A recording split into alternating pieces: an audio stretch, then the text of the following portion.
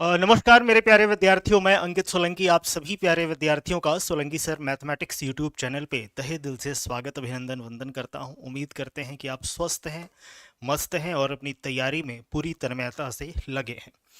विद्यार्थियों, 8 बजे आपका रेगुलर एफकेट का सुपर सीरीज स्टार्ट होता है। सुपर सीरीज जो आपके 22 और 23 फरवरी को जो आपका एग्जाम होने वाला है, उसके लिए मोस्ट ऑथेंटिक सीरीज है। मोस्ट ऑथेंटिक सीरीज का मतलब क्या हुआ कि उम्मीद है कि अगर आप इस पूरे सुपर सीरीज को फॉलो करेंगे तो जब आप एग्जामिनेशन हॉल में बैठेंगे तो आपको दिखेगा कि हाँ, ऐसा क्वेश्चन हम लोगों ने सीरीज में सॉल्व किया है। क्लियर? और मन लगा के सीरीज के हर एक क्वेश्चन को आप अच्छे से सॉल्व कर रहे हैं, अपने कॉन्सेप्ट को क्लियर कर रहे हैं। जहां पे गलतियां हो रही हैं उन गलतियों को अगर आप सुधार रहे हैं तो इस बात का मैं आश्वासन आपको दे सकता हूं कि 100% क्वेश्चन आप अपने एफकेट के पेपर में करके आएंगे। क्लियर? तो स्टार्ट करते हैं बच्चों सेशन, और आज का फर्स्ट क्वेश्चन आप लोगों के सामने प्रस्तुत किया जाता है। क्वेश्चन को ध्यान से पढ़िएगा और अच्छे से इसको सॉल्व करिएगा। चलिए करिए।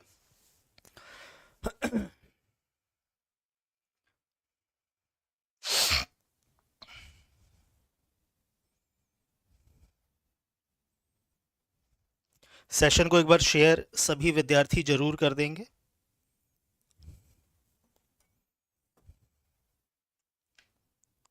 हाँ, पिछले क्लास में जो आपको होमवर्क दिया गया था उसका करेक्ट आंसर आपका 66 मीटर स्क्वायर है। एकदम सही सभी विद्यार्थियों ने जवाब दिया था। इसका जवाब दीजिए फटाफट।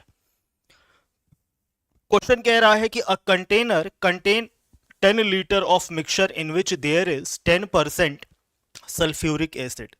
10% क्या है आपका? सल्फ्यूरिक एसिड है। क्लियर? क्वेश्चन कह रहा है कि how much more acid is to be added to make the solution to contain 25% sulphuric acid. बच्चों, कभी भी अगर परसेंटेज की बात की जाए तो सबसे पहले आप परसेंटेज को ब्रेक कर दो रेशियो में। 10% का मतलब होता है 1/10। क्लियर है सबको? और 1/10 का मतलब क्या हुआ कि पूरा मिक्सचर हमारा 10 है और उस 10 में से 1 यूनिट हमारा क्या है? सल्फ्यूरिक एसिड है, और जो बचा हुआ भाग है वो अदर मिक्स आपका ऑब्जेक्ट है। ठीक है ना? अदर मिक्स्ड लिक्विड है। तो यहां पे हम लिख देंगे सल्फ्यूरिक एसिड, यहां पे हम लिख देंगे अदर्स।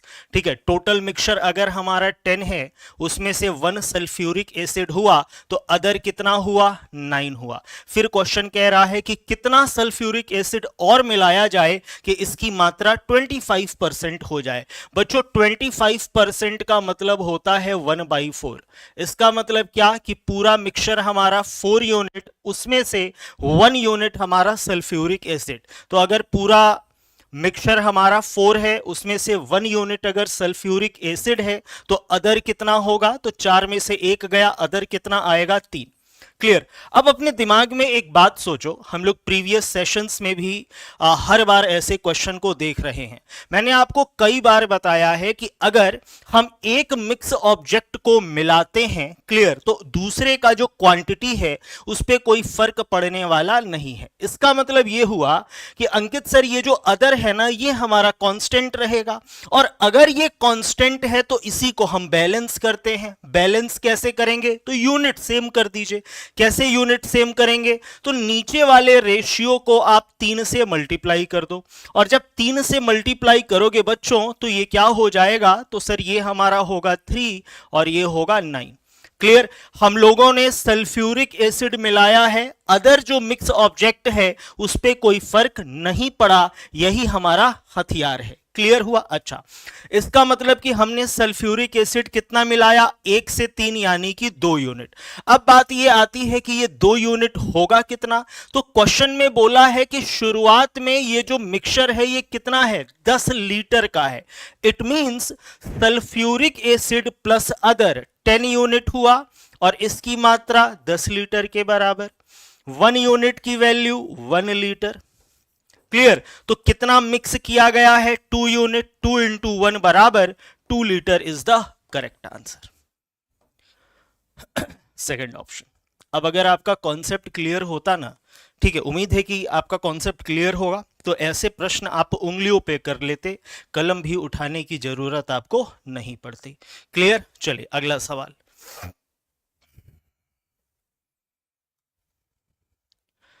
अगला क्वेश्चन करिए। क्वेश्चन कह रहा है कि area of the circular base of the tent house is 308 metre square and its height is 7√2 metre, then find the area of cloth required to cover the curved surface area of the conical tent. ठीक है ना, प्रश्न आपसे जानना चाहता है कि ये जो कोनिकल टेंट है इसका कर्व्ड सरफेस एरिया यानी कि सीएसए कितना होगा। फटाफट करिए जल्दी। बच्चों आपको पता होगा कि कभी भी कोई 3D स्ट्रक्चर अगर वो पिरामिड टाइप का हो, पिरामिड टाइप कहने का मतलब क्या है कि बेस में आपको कोई फिगर दिखे और ऊपर एक पॉइंट दिखे, तो उसका कर्व्ड सरफेस एरिया क्या होता है बच्चों? कर्व्ड सरफेस एरिया, तो उसका कर्व्ड सरफेस 1/2 बेस का पेरीमीटर, बेस का पेरीमीटर इनटू स्लैंट हाइट। कौन सा हाइट? Slant height. ठीक है ना, तो अगर हम कोण की बात करें, ये कोण है विद्यार्थी, क्लियर, ये आपका रेडियस है, ये ऊंचाई है और ये तिर्यक ऊंचाई है जिसको हम स्लैंट हाइट कहते हैं। क्लियर हुआ? बेस का पेरीमीटर कितना है? तो सर बेस का पेरीमीटर होता है 2πr। स्लैंट हाइट कितना? l। 2 से 2 कट गया, ये कितना आ गया? πrl। अब यही फार्मूला आप लोग याद करते हैं। क्लियर? अगर आप हमसे 3D पढ़े होंगे तो मैंने बहुत अच्छे से आपको बताया है कि किस प्रकार से जितने भी हमारे 3D के फिगर्स होते हैं उनका volume, curved surface area, total surface area, इनके फॉर्मूला को निकाला जाता है। बस उन बातों को याद रखिएगा, अलग अलग फिगर का फॉर्मूला याद कर रखने की जरूरत नहीं है। वो अगर कॉन्सेप्ट क्लियर है ना, तो किसी भी 3D फिगर का अगर आपसे वॉल्यूम पूछा जाए, सीएसए पूछा जाए, तो बड़े आराम से आप फॉर्मूला निकाल सकते हैं। याद होगा आपको, अगर आपने कभी मेरी क्लास की है 3D की, कि 3D फिगर को 2 टाइप से हम लोग तोड़ते थे, एक प्रिज्म लाइक स्ट्रक्चर, एक पिरामिड लाइक स्ट्रक्चर। जो प्रिज्म लाइक स्ट्रक्चर होगा उसका वॉल्यूम कितना आएगा बच्चों? तो वॉल्यूम आएगा बेस का एरिया इनटू हाइट। क्लियर? उसका सीएसए कितना आएगा? तो बेस का पेरीमीटर इनटू हाइट। ठीक है, उदाहरण के तौर पे जैसे मान लीजिए क्यूबॉइड। क्लियर? तो क्यूबॉइड क्या होता है सर? प्रिज्म लाइक स्ट्रक्चर होता है। इसका नीचे का सरफेस और ऊपर का सरफेस एक प्रकार का है, एक जैसा है, उसको हम बोलते हैं प्रिज्म लाइक स्ट्रक्चर। क्लियर? तो इसका वॉल्यूम कितना आएगा? बेस का एरिया कितना होगा? L इंटू बी, और हाइट कितना आएगा? h। तो वॉल्यूम कितना हो गया? LBH। क्लियर? इसका कर्व्ड सरफेस एरिया कितना आएगा? तो बेस का perimeter 2L plus b into height. ठीक है बच्चों, तो ये हमको दे देगा CSA। ठीक है, CSA का मतलब होता क्या है? तो कभी भी किसी 3D फिगर में जो चारों तरफ से सरफेसेस आपको घेरे रहते हैं, इनका जो ये एरिया होता है उसको हम कहते हैं कर्व्ड सरफेस एरिया। इस कर्व्ड सरफेस एरिया में अगर बेस के एरिया को और टॉप के एरिया को शामिल कर लिया जाए तो वो हो जाता है हमारा टोटल सरफेस एरिया। क्लियर हुआ? बात समझ में आया? ये क्या है आपका? तो सर ये पिरामिड टाइप का है। अगर हम पिरामिड टाइप की बात करें तो पिरामिड टाइप का वॉल्यूम कितना आएगा? तो पिरामिड टाइप का वॉल्यूम आपका क्या होगा? 1/3 बेस का एरिया इनटू हाइट। सीएसए कितना होगा? 1/2 बेस का पेरीमीटर इनटू हाइट। जैसे अगर मैं आपसे पूछूं कि विद्यार्थी, अच्छा चलो पहले इस क्वेश्चन को करो, नहीं तो ज्यादा समय इसी में चला जाएगा। ठीक है, एक उम्मीद करते हैं कि मोटा मोटी आप बात समझ गए होंगे कि किस प्रकार से हम किसी भी 3D फिगर का वॉल्यूम, एरिया, ये सब आराम से निकाल सकते हैं। ठीक है, चलो क्वेश्चन पे आते हैं, नहीं तो ज्यादा टाइम ले लेगा ये। क्वेश्चन कह रहा है कि सर्कुलर बेस का जो एरिया है वो कितना है? 308 मीटर स्क्वायर है। चलो तो हम करते क्या है, सबसे पहले रेडियस निकालेंगे। तो हम बोलेंगे कि sir 22/7 πr² into are square बराबर कितना आएगा? 308। ठीक है बच्चों, अगर हम 22 से कट करेंगे तो ये कितने बार में जाएगा? 14 बार में जाएगा। और आर स्क्वायर कितना आएगा? 14 इंटू 7। और यहां से आर की वैल्यू कितनी आ गई? 7√2 आ गई। अब देखो बच्चों, हमारा रेडियस जो है वो 7√2 है और क्वेश्चन में बोला है कि हाइट जो है वो भी 7√2 है। स्लैंट हाइट कितना आएगा? तो √h का स्क्वायर यानी कि 7√2 का स्क्वायर प्लस 7√2 का स्क्वायर। क्लियर है? ये कितना आ जाएगा? तो आप कहोगे कि सर 2 टाइम्स ऑफ 7√2 का स्क्वायर। क्लियर? तो 7 का स्क्वायर है तो बाहर आएगा 7 हो जाएगा, और ये हमको मिलेगा 2, यानी कि कितना आएगा 14 सेंटीमीटर। तो हमको स्लैंट हाइट कितना मिल गया 14 सेंटीमीटर। क्वेश्चन जानना चाहता है कर्व्ड सरफेस एरिया, तो कर्व्ड सरफेस एरिया कितना आएगा बच्चों? तो अभी अंकित सर हम लोगों ने निकाला है, that is pi r l, it means 22/7 into radius कितना दिया हुआ है, तो 7√2, ठीक है, और इसका हाइट कितना है 14, तो 7 से आपका 7 कट गया, 22 इंटू 14 आपका कितना आ जाएगा 308। तो हमको मिलेगा 308√2। क्लियर? और थोड़ा ध्यान से अगर आप देखोगे ना तो आपको पता चलेगा कि सर हमारे आंसर में √2 आ रहा है, और ये जो 4 ऑप्शन दिया गया है यहाँ पे √2 वाला एक ही ऑप्शन दिख रहा है, डेट इज ये। ठीक है, तो अगर कुछ बच्चे मल्टीप्लाई करने में आलस दिखाएंगे तो स्मार्ट वे से ऑप्शन से देख के आप खटाक से टिक मार के आगे बढ़ सकते हो। क्लियर? उम्मीद करते हैं कि आप समझ गए होंगे। समझ में आया? बोलो हाँ या ना।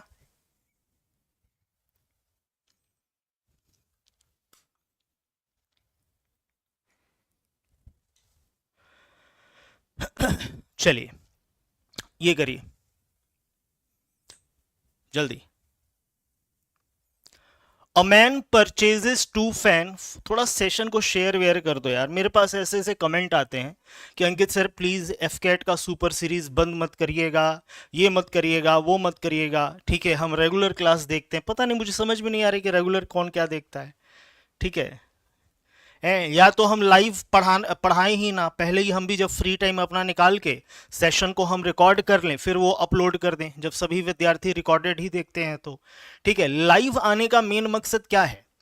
लाइव आने का मेन मकसद मेरा ये होता है कि जब हम लोग क्वेश्चन को सॉल्व करें उस दौरान अगर आपका कोई डाउट हो तो तुरंत आप वहीं पे हमसे क्रॉस क्वेश्चन कर लो, अपने उस डाउट को पूछ लो। नहीं तो मेरे लिए भी तो बहुत आसान है कि जब भी मेरे पास फ्री टाइम हो हम सेशन को रिकॉर्ड कर दें, फिर वीडियो सेक्शन में अपलोड कर दें। ठीक है, आप पढ़ते रहिए। बात समझ में आ रही कि नहीं? लाइव आने की क्या जरूरत है मुझे? मैं इसीलिए लाइव आता हूं कि आपके क्रॉस क्वेश्चंस को ले पाऊं, आपके डाउट को ले पाऊं। ठीक है, अब इसको कई छात्रों के दिमाग में चलता है, चलो यूट्यूब है बाद में इसको हम देख लेंगे, तो इस चीज को थोड़ा सा आप लोग अलग करिए। ठीक है, जो भी सेशन को रिकॉर्डेड देखते हैं। क्लियर? मेरे पास तमाम मैसेजेस आए हुए थे स्टूडेंट्स के कि सर प्लीज़ आप सेशन को बंद मत करिएगा, अंकित सर अभी आपका नया चैनल है तो स्टूडेंट अगर थोड़े कम हो तो प्लीज़ आप डिमोटिवेट मत होइएगा, सेशन चलने दीजिएगा, अंकित सर ये करिएगा, अंकित सर वो करिएगा। है ठीक है, तो अगर आप लोग के दिमाग में ये होता है कि अंकित सर सेशन को रिकॉर्ड कर लें, हम लोग उसको रिकॉर्डेड देख लेंगे, उसका कोई मतलब नहीं रहेगा। लाइव आने का मेन मकसद ये होता है कि आप लोग पढ़ रहे हो, रिवीजन कर रहे हो, जो भी डाउट हो रहा है आप तुरंत मेरे सामने मतलब कि यहीं पे कमेंट करके आप पूछ लो। लाइव आने का मकसद ये होता है। नहीं तो मेरे लिए तो और आसान हो जाएगा कि 24 घंटे में से जब हम फ्री हो 1 घंटे का सेशन रिकॉर्ड कर दें, अपलोडेड सेक्शन में डाल दें, इसको आप लोग देखते रहिए। ठीक है, लेकिन उस प्रकार से काम करने का मतलब क्या है कि जहां पे कोई भी चीज आपके लिए उतना प्रोडक्टिव ना हो। अगर मैं अपना 1 घंटा टाइम आपको दे ही रहा हूं तो आप लोग के लिए प्रोडक्टिव होना चाहिए ना, आप लाइव रहें, आप आपका जो डाउट हो आप हमसे पूछ पाए, उसका हम जो आपके जो क्रॉस क्वेश्चन हो उनको क्लियर करें हम। ठीक है, तो जो बच्चे रिकॉर्डेड देखते हैं वो इस बात का ध्यान दें। ठीक है, सेशन में लाइव रहना है। मैंने फर्स्ट ये जो पहला जो हमारा सीरीज का जो फर्स्ट लेक्चर था उसमें भी मैंने ये बात बताई थी, आज भी मैं ये बात आपको रिवाइज करवा रहा हूँ। ठीक है, कोशिश करिए रिकॉर्डेड आए, ये कोशिश करिए कि लाइव आइए आप। ठीक है, नहीं तो यही रवैया रहेगा तो फिर हम भी वही करेंगे। 1-2 लेक्चर के बाद दिन भर में जब फ्री हुए तब सेशन को रिकॉर्ड कर देंगे, अपलोड सेक्शन में डाल देंगे, देखते रहिए आप लोग। ठीक है, मेरे लिए बड़ा आसान है। हम तो इस वाईटी पे ऐसी ऐसी चीज वो कर दें कि मुझे पता है कि अभी थोड़ा छोटा चैनल है तो इसीलिए थोड़ा सा उसको मतलब फ्रिक्शन में आगे बढ़ा रहा है, थोड़ा सा ग्रो कर जाएगा तो ऐसा ऐसा कंटेंट यहीं पे मैं वो कर दूं कि वो विद इन 1 to 2 डेज में एकदम आकाश छू लेगा। ठीक है, लेकिन उसका कोई मतलब नहीं है ना। ठीक है, क्योंकि मैथ्स रटवाने वाली चीज थोड़ी है कि मैं बता दूं कि बच्चों ऐसा क्वेश्चन आएगा उसका ये विधि है, उसको आप रट लीजिए। मैथ्स का मतलब होता है कि आप अपने क्रॉस क्वेश्चंस करें। ठीक है, आपके मन में जो डाउट हो आप पूछिए। ठीक है, कि आपका दिमाग विकसित हो, है नहीं तो मेरे पास तो ऐसे लाखों क्वेश्चन है। ठीक है, कि एक क्वेश्चन कैसे देखते हैं ना आप लोग, आता रहता है ऐसे स्वाइप आप करते होंगे, दिखता होगा। एक क्वेश्चन आया, देखो बच्चों ऐसे क्वेश्चन का ये सॉल्यूशन है, बच्चा भी खुश, उस पे व्यू फ्यू जो भी होता है, सब्सक्राइब लाइक वो सब आ रहा है, खुश है, मस्त है, टीचर भी अपना, बच्चा भी मस्त है। परीक्षा में जाके फिर पानी पी पी के गाली देगा, अरे क्या हो गया था वहां पे, वो वाला चीज तो याद ही नहीं आ रहा था। ठीक है, तो वैसा कुछ काम मत करिए, पढ़िए तो सीरियस होके पढ़िए, ठीक है, नहीं तो फिर कोई मतलब नहीं है। बात समझ में आया? ठीक है ना? हाँ,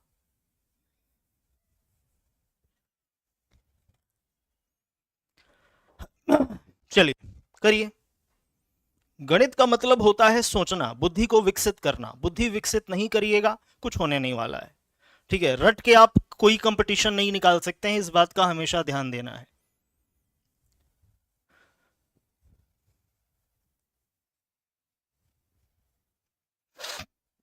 चलिए ये क्वेश्चन करिए, ट्राई करिए इसको।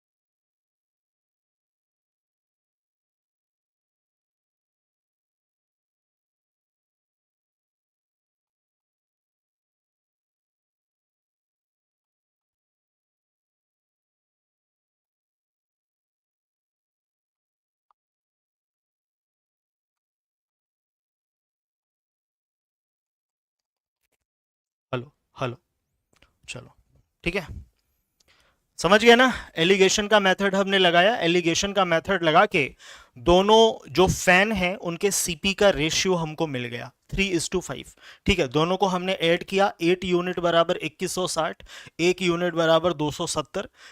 तो पहला फैन कितने का आएगा, 3 यूनिट, 3 गुणे 270 810। दूसरा फैन 5 यूनिट, 5 गुणे 270 1350। ठीक है भैया, चलो अगला सवाल करो।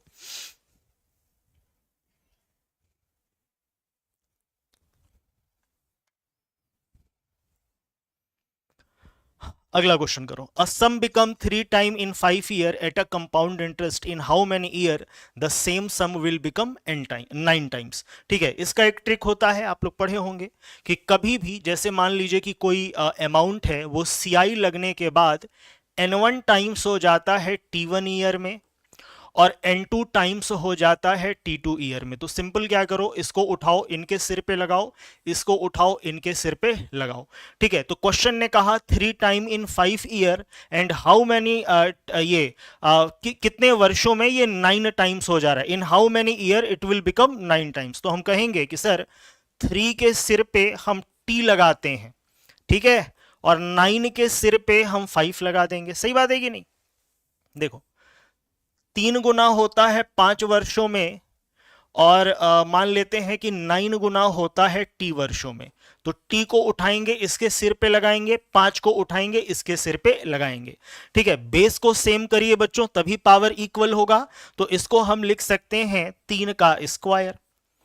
ठीक है ना, अब बेस सेम है तो पावर हमारे बराबर हो जाएंगे। T बराबर कितना आ जाएगा, 10। B option is the correct answer. B हमारा क्या होगा, करेक्ट आंसर होगा। ठीक है भैया, चलो ये सवाल करो। क्वेश्चन कह रहा है कि if the difference between CI and SI for 2 year at 5% per annum is equal to 25। 2 वर्षों का चक्रवृद्धि ब्याज और साधारण ब्याज का अंतर दिया है। आपसे जानना चाहता है कि मूलधन क्या होगा। 2 साल और 3 साल के लिए डायरेक्ट फॉर्मूला आप लोगों ने पढ़ा होगा, नहीं पढ़ा है तो लिख लीजिए कि अगर इंटरेस्ट 2 बार देना होगा तो उसके लिए डिफरेंस बराबर होता है P ब्रैकेट में R/100 का स्क्वायर। अगर डिफरेंस 3 बार लगेगा तब डी बार, सॉरी, अगर ब्याज 3 बार देना होगा तो उस कंडीशन में डिफरेंस बराबर P ब्रैकेट में R/100 का स्क्वायर और कोष्टक में 3 + R/100। ठीक है ना, तो अगर ब्याज 2 बार देना हुआ तब सीआई और एसआई का डिफरेंस कितना आएगा, ये लॉजिक लगा दो। अगर 3 बार देना होगा तब सीआई और एसआई का ये डिफरेंस कितना आएगा, ये लॉजिक लगा दो। तो यहाँ पे 2 वर्ष के लिए पूछा है बच्चों, तो 2 वर्ष के लिए लगाते हैं, यहां पे लिखेंगे 25। ठीक है, डिफरेंस दिया है 25, पी हमसे पूछा है और रेट ऑफ इंटरेस्ट है 5। तो 5/100 यानी कि 1/20 का स्क्वायर। ठीक है बच्चों, और ये कितना आ जाएगा, 25 गुणे आपका 400। ठीक है, और 25 चौको 100 यानी कि 10,000। ठीक है, बी ऑप्शन। सिंपल क्वेश्चन था एकदम, क्लियर। एलिगेशन के अलावा बेसिक मेथड लगा दो। ठीक है, क्लियर, एलिगेशन के अलावा तुम बेसिक मेथड लगा दो, लगाना है तो। समझ गए बालक, क्लियर। ये करिए 27 का पावर 2n-1 बराबर 243 का पावर 3। आपको बताना है कि n का वैल्यू क्या होगा। सिंपल लॉजिक यही है कि सर पावर को बराबर करना है ना, ठीक है, तो बेस को सेम करेंगे। अब आपको दिख रहा है 27, तो तुरंत दिमाग में आ गया होगा 3 का पावर 3, 243। ठीक है, मतलब इसको भी 3 में तोड़ो, 3 को 5 बार गुणा करोगे तो 2 का पावर ये 243 आता है। तो हम इसको लिख सकते हैं कि सर 3 का पावर 3 2n-1 बराबर 3 का पावर 5 और पूरे का पावर 3 कितना आ जाएगा, 6n-3 बराबर 15। बेस सेम हुआ, पावर को हमने बराबर कर दिया बाबू। 6n बराबर कितना आया, 18, और n का वैल्यू यहां से कितना आया, क्या आएगा, 3 आएगा। n का वैल्यू क्या आया, 3 is the correct answer. n का वैल्यू क्या मिला, 3 इज द करेक्ट आंसर। अगला सवाल करिए। क्वेश्चन कह रहा है कि एक ताश की गड्डी में से, जिसमें से 52 पत्ते हैं, ठीक है, उसमें से क्या किया जाता है कि 2 कार्ड निकाला जाता है।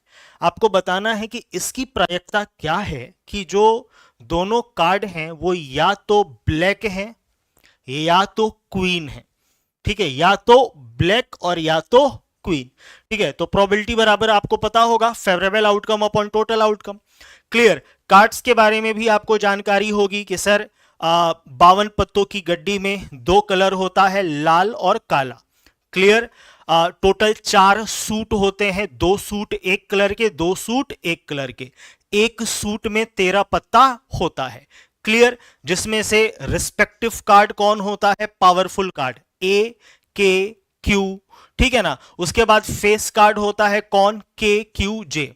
क्लियर। एक सूट में एक इक्का ए, एक के, एक क्यू और एक जे, ठीक है। अब यहां पे हम क्या करेंगे? सिंपल प्रोबेबिलिटी का लॉजिक लगाएंगे कि सर अगर 52 पत्तों की गड्डी में से अगर हम 2 कार्ड निकालते हैं तो पहली चीज काला आने का प्रोबेबिलिटी क्या है?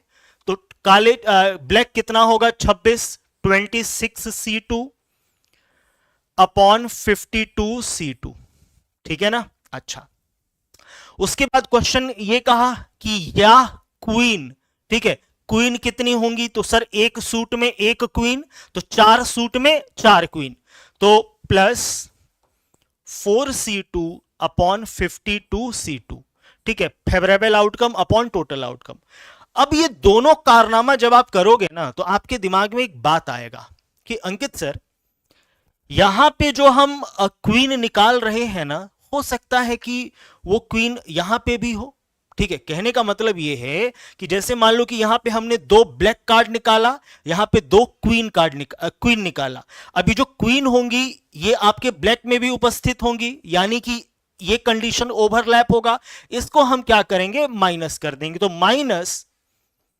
-2C2, 2 क्वीन ऐसे हैं जो ब्लैक हैं, उनको माइनस करते हैं, अपॉन 52C2। अब कल तुम लोग को मैंने ट्रिक बताया था, याद है कुछ? ठीक है, ट्रिक याद होगा तो बड़े आराम से कर लोगे। कितना आएगा बताओ? इसको हम बोलेंगे 26 गुणे 25 अपॉन 52 गुणे 51 प्लस 4 इंटू 3 अपॉन 52 गुणे 51। 2C2 कितना होता है? 1, ठीक है। तो इसको हम कहेंगे कि देखो ये क्या होगा? 52 इंटू 51 अपॉन 2 इंटू 1, तो 2 इंटू 1 ऊपर चला जाएगा, 2 इंटू 1 अपॉन 52 इंटू 51। चलो, और इसको छोटा कर सकते हैं क्या? और इसको छोटा किया जा सकता है, 2 से काटेंगे तो ये आएगा 13 और ये कितना आ जाएगा? 26, ठीक है। 2 को हमने कॉमन ले लिया, सिंपल। यहाँ पे भी 2 कटेगा, ये कितना आएगा? 26। यहाँ पे कटेगा, कितना आएगा? 26। तो हम बोलेंगे कि सर बटे में 26 गुणे 51, ठीक है, और ऊपर कितना आएगा? 13 गुणे 25 प्लस 6 माइनस 1। बताओ तो कितना आ रहा है? जल्दी से, जल्दी से बताओ, गुणा करके कितना आ रहा है? जल्दी से गुणा करके बताओ बहादुरों।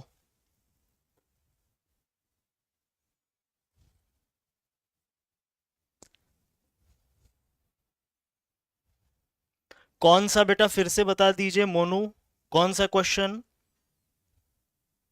क्वेश्चन नंबर बताओ कमेंट में।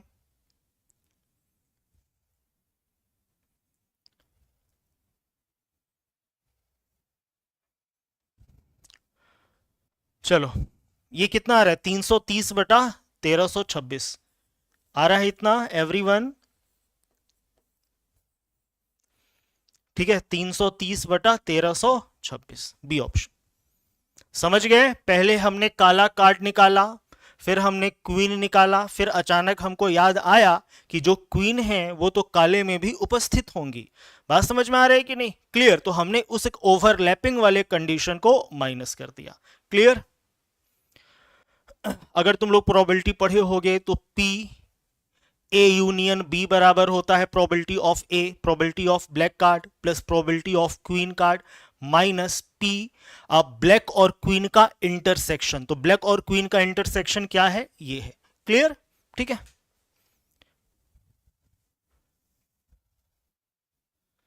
सर ये क्वेश्चन मैंने फर्स्ट टाइम, हाँ फर्स्ट टाइम देखे होंगे तो थोड़ा दिक्कत होगा, कोई बात नहीं, ठीक है। प्रोबेबिलिटी हम लोग पढ़ेंगे, ठीक है। जिनका पेपर नहीं है 22 तारीख को, ठीक है ना, तो वो घबराएंगे नहीं, वो अच्छे से सॉल्यूशन को लिख लेंगे, जितना समझ में आ रहा है समझ लेंगे, ठीक है ना। हम लोग प्रोबेबिलिटी जब पढ़ेंगे तो ये सब चीजें आपको अच्छे से क्लियर हो जाएंगी, ठीक है। ये करिए।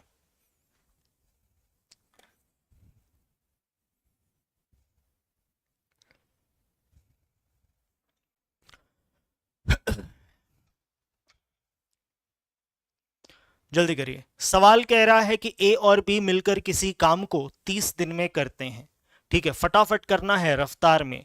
ए और बी मिलकर किसी काम को 30 दिन में करते हैं, बी और सी मिलकर उसी काम को 24 दिन में करते हैं, सी और ए मिलकर उसी काम को 20 दिन में करते हैं, ठीक है बाबू।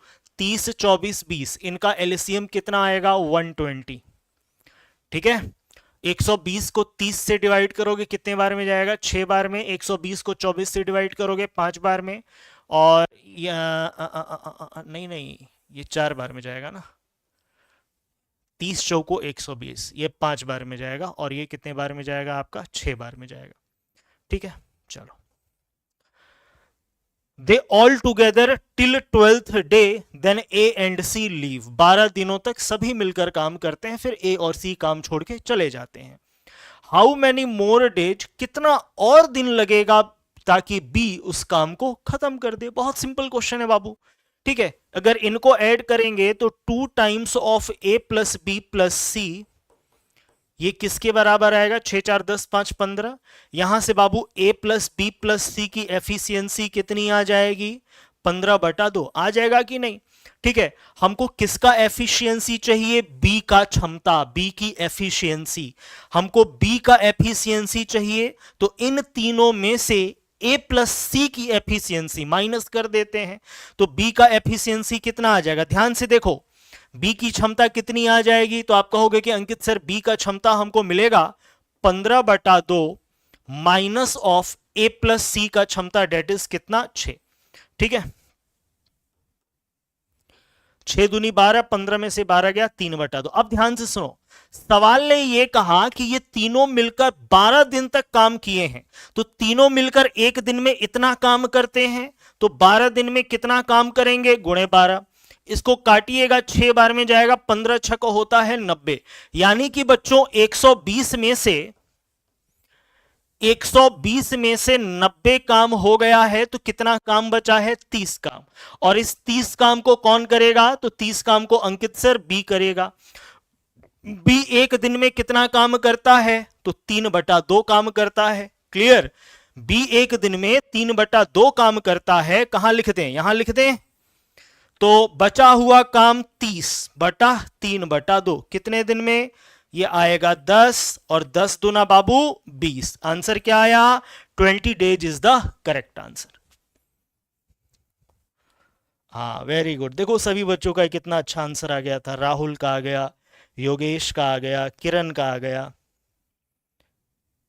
ठीक है, वेरी गुड, बहुत सुंदर, ठीक है। मोनू, कौन सा क्वेश्चन तुमको समझ में नहीं आया है बता दो, ठीक है। उस क्वेश्चन को फिर से हम लोग देख लेंगे। ये करो,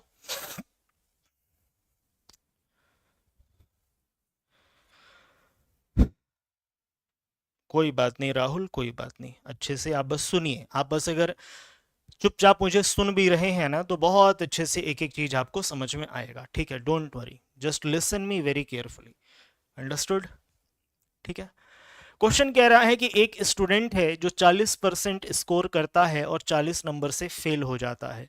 दूसरा स्टूडेंट है जो 60% स्कोर करता है और 20 नंबर से फेल हो जाता है। आपको बताना है कि उस परीक्षा में मैक्सिमम नंबर कितना है। पास फेल वाला क्वेश्चन किए हो ना तुम लोग, हम क्या करते थे, पास फेल लाइन बनाते थे, याद आया कुछ, और बीच में क्या करते थे, मिनिमम नंबर। ये मिनिमम नंबर क्या होता है, तो ये वो नंबर है कि अगर इस बाउंड्री पे आप हैं तो पास हैं, या इस बाउंड्री के आगे हैं तो पास हैं, इस बाउंड्री के पीछे हैं तो आप फेल हैं, ठीक है ना। इधर फेल और इधर पास। ठीक है बाबू, क्वेश्चन यहां पे कह रहा है कि एक बच्चा 40% नंबर पाया और 40 नंबर से फेल हो गया। तो 40% नंबर पाता है और 40 नंबर से वो फेल हो जाता है। एक दूसरा बच्चा है जो 60% नंबर पाता है, ठीक है ना, और 20 number and score 20 more mark. 20 more mark का मतलब क्या कि बाउंड्री से 20 नंबर ज्यादा। कितना ज्यादा? 20 नंबर ज्यादा। अब क्वेश्चन जानना चाहता है कि बताइए उस परीक्षा में मैक्सिमम नंबर कितना है। सो सिंपल, इन दोनों का अंतर ले लेंगे, कितना आ जाएगा? 20%। 20% बराबर 60 है बाबू, ठीक है ना। तो 1% कितना आएगा? 3 आएगा। 1% 3 है, तो 100% हमारा मैक्सिमम मार्क होगा और इसकी वैल्यू कितनी आ जाएगी? 300। ये हमारा क्या होगा बाबू? Correct answer. क्लियर? आई बात समझ में?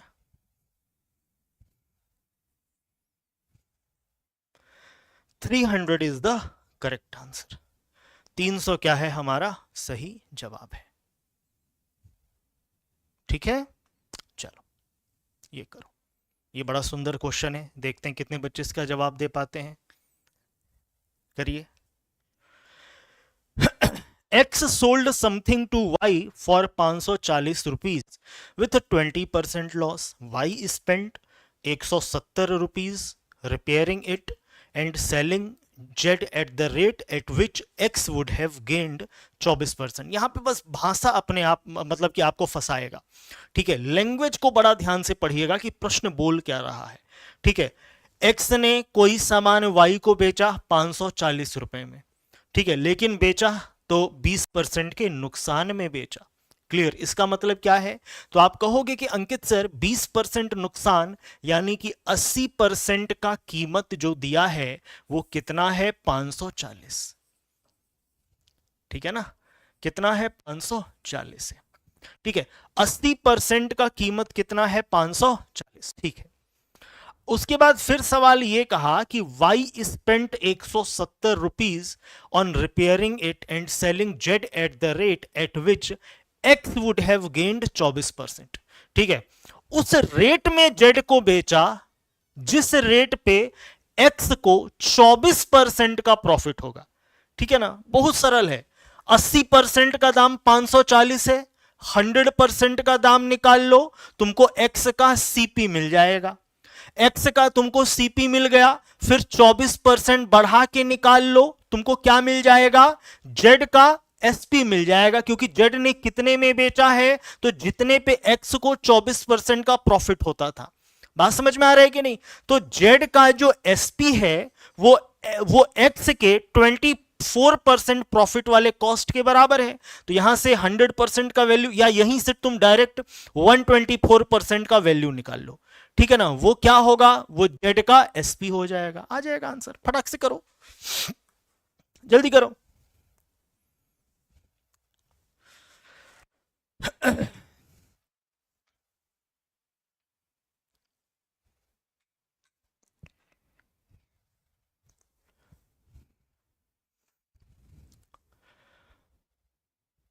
अगर 1% निकालोगे तो आएगा तुम्हारा 6.75।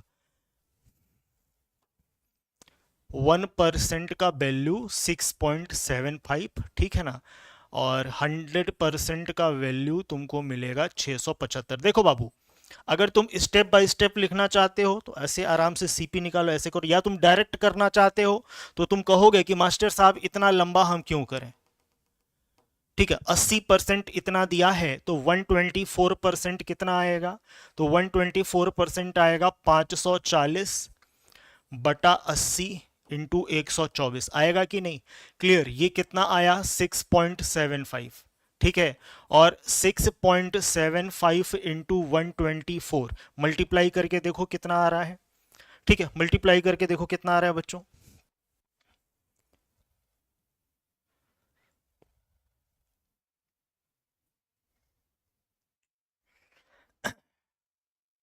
837। ऐसे देखो ना, 6.75 है, 124 इंटू 6 करो, 0.75 का मतलब 3/4 करो, ठीक है ना। 124 गुणे 6, ठीक है, 3/4 गुणे 124, आराम से ये मल्टीप्लाई करके ऐड कर लो, देखो इतना आएगा 837, ठीक है। उसके बाद क्वेश्चन ने ये कहा कि वाई ने जब सामान को खरीदा ना तो थोड़ा सा खर्चा भी किया, और खर्चा कितने का किया, तो अंकित सर वाई ने खर्चा किया है 170 रुपए का, तो 540 में खरीदा, 170 रुपए का खर्चा किया, ये कितना आ जाएगा 710 रुपए। तो 710 रुपए का सामान 837 में बेचा है, तो उसका प्रॉफिट कितना आएगा, उसका प्रॉफिट कितना आएगा बाबू, प्रॉफिट आएगा 127 का। ये क्या ऑप्शन गड़बड़ दिया है क्या इसमें?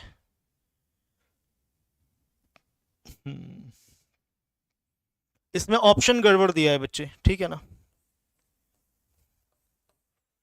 ऑप्शन गड़बड़ दिया है। प्रॉफिट पूछा है कि प्रॉफिट कितने का होगा, तो 127। बहुत सुंदर क्वेश्चन है।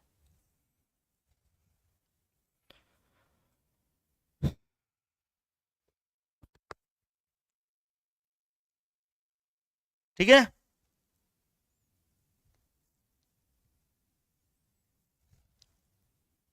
ये समझ में आया, बोलो हाँ या ना। सवाल को पढ़ो, प्रश्न की भाषा ही आपको फंसाएगी। प्रश्न का के भाषा का अगर चक्रव्यूह आपने तोड़ दिया तो समझो कि प्रश्न को बहुत अच्छे से कर लोगे, ठीक है। इसलिए क्वेश्चन को ध्यान से पढ़ो, उसके एक एक वर्ड्स को समझो कि क्या बोल रहा है, ठीक है, और तब क्वेश्चन पे प्रहार करो। क्लियर, बहुत सिंपल क्वेश्चन था। एक ऐसा ही क्वेश्चन हम तुम लोग को होमवर्क दे रहे हैं, ठीक है, उसको तुम लोग ट्राई करना। बाकी जो क्वेश्चन बचा है वो कल की क्लास में हम लोग करेंगे, ठीक है। अगर आप कोशिश करिएगा कि सभी बच्चे लाइव जरूर रहें, ठीक है, क्योंकि अगर आप लोग गायब होंगे तो फिर क्लास करने का कोई मतलब नहीं रह जाएगा बच्चों। इतना अच्छा अच्छा क्वेश्चन आप लोगों के लिए लेके आते हैं, ये होमवर्क है, इसको करिएगा आप लोग। सेम फॉर्मेट का क्वेश्चन है जैसा हम लोगों ने किया है, ये आपका HW है, ठीक है ना, ये आपका होमवर्क क्वेश्चन है, इसको ट्राई करिएगा, ठीक है। तो आज का सेशन हम लोग यहीं तक रखते हैं। और मैं फिर से बोल दूं कि जो बच्चे सेशन को रिकॉर्डेड देखते हैं कोशिश करिए कि सेशन में लाइव जोड़ें। रिकॉर्डेड देखेंगे तो फिर वो भी हमको बता दीजिएगा, वो मेरे लिए ज़्यादा बेनिफिशियल रहेगा। दिन भर में हम जब भी फ्री हों रिकॉर्डेड कभी भी रिकॉर्ड करके अपलोड कर देंगे, आप लोग देखते रहिए, खुश रहिए उसी में, ठीक है। लेकिन उसका कोई मतलब नहीं है, अगर आप अपना 1 घंटा समय दें तो अच्छे से आप एक एक चीज़ को समझें, आप अपने डाउट्स को पूछें, क्रॉस क्वेश्चंस को पूछें, वो ज़्यादा बेनिफिशियल रहेगा, ठीक है। तो रेगुलर रहिए, रेगुलर, कम से कम जो एफकेट वाले स्टूडेंट हैं, ठीक है, जो सीरियस बच्चे हैं, वो थोड़ा सा 22 तारीख तक आप लोग थोड़ा बुद्धि खोल के रेगुलर हो जाओ और कहीं व्यस्त मत रहो, ठीक है, तो आपके लिए काफ़ी ज़्यादा फायदेमंद रहेगा, ठीक है। तो आज के लिए हम लोग इतना ही रखते हैं। किसी को कोई डाउट तो नहीं आज जो हमने पढ़ा उससे रिलेटेड, किसी स्टूडेंट को किसी प्रकार